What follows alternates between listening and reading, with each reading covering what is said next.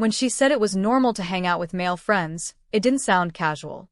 There was rhythm in her tone, a practiced certainty, as if she were reciting a belief she wanted to make real.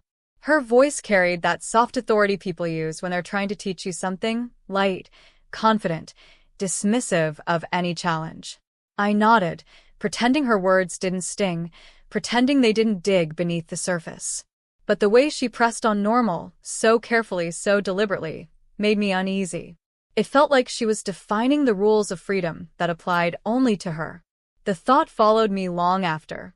If it was truly normal, then it should go both ways. The next day, I reached out to an old coworker I trusted, someone I hadn't seen in years. It wasn't romantic, not even close. Just coffee. Just conversation. I told myself it was harmless, a casual reconnection. When I mentioned it to my wife, she froze for a moment before asking sharply, "Who is she?" I answered honestly, explaining who it was and that it was nothing more than a friendly catch-up. She said, "Okay," but her tone was clipped, tight, her lips forming the word like it tasted bitter. Her eyes didn't match the calmness she pretended to have. The meeting went exactly as I'd said it would. Simple, genuine, uneventful. We laughed, talked about old projects, remembered people we once worked with. But even as I smiled, her earlier words echoed in my mind. Did she mean both of us? Or just herself? When I got home, something in the air had shifted. She moved differently, more cautious, more alert. Her questions came with hidden edges. How was the traffic? Good. Was the coffee nice? It was fine. She exhaled slowly, as if trying to breathe out something sour. Over the following days, the imbalance grew. She began staying late at work more often. Dinners with colleagues multiplied. Her laughter on the phone would vanish the second I entered the room. Names appeared and disappeared on her screen like ghosts. The normal she had preached turned secretive, selective. I didn't argue. I didn't accuse. I watched. And then I began to document. Screenshots of messages she said were from clients. Timestamps that didn't match her stories. Fragments of conversations that, when pieced together, painted a truth she hadn't meant for me to see. My pain became methodical, a quiet investigation.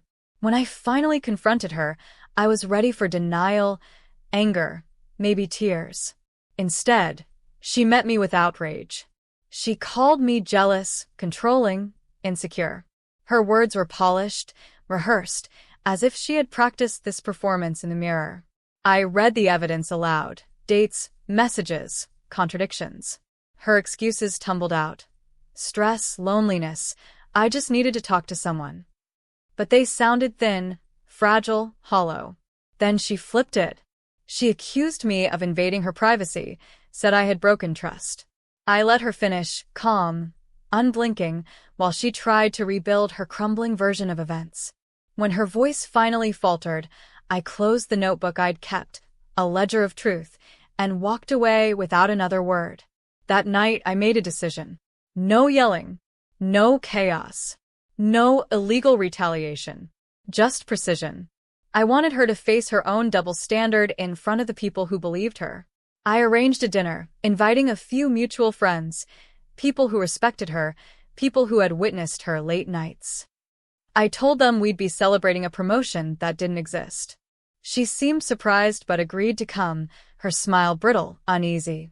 The night began easily enough, light conversation, shared laughter, clinking glasses. Then, when the moment felt right, I asked everyone to stay for a short toast. She laughed awkwardly, trying to divert the attention. I didn't let her. I took out my phone, opened the ledger, and began to speak. Calmly, clearly, fact by fact, message by message. I laid out the timeline, connecting her stories to the truth she'd buried beneath them. The room went silent. Her friends' smiles faded into disbelief. The man she'd called a coworker looked down at his plate. Her practiced composure cracked. First confusion, then anger, then a hollow stillness. The normal she had defended became her undoing. Afterward, she tried to explain, to rebuild the story in a way that made her the victim. But the damage was done. The truth had weight. It settled in every corner of that room and stayed there. In the weeks that followed, she packed her things and left. The apartment, once filled with tension, felt wider, lighter, peaceful. I deleted the messages, closed the ledger for good. I didn't celebrate. I didn't feel triumphant. I just felt steady, like balance had finally returned. Revenge, I realized, doesn't always mean destroying someone. Sometimes it's simply holding up a mirror until the truth stares back at them. Sometimes justice is quiet. Sometimes dignity itself is the loudest punishment of all.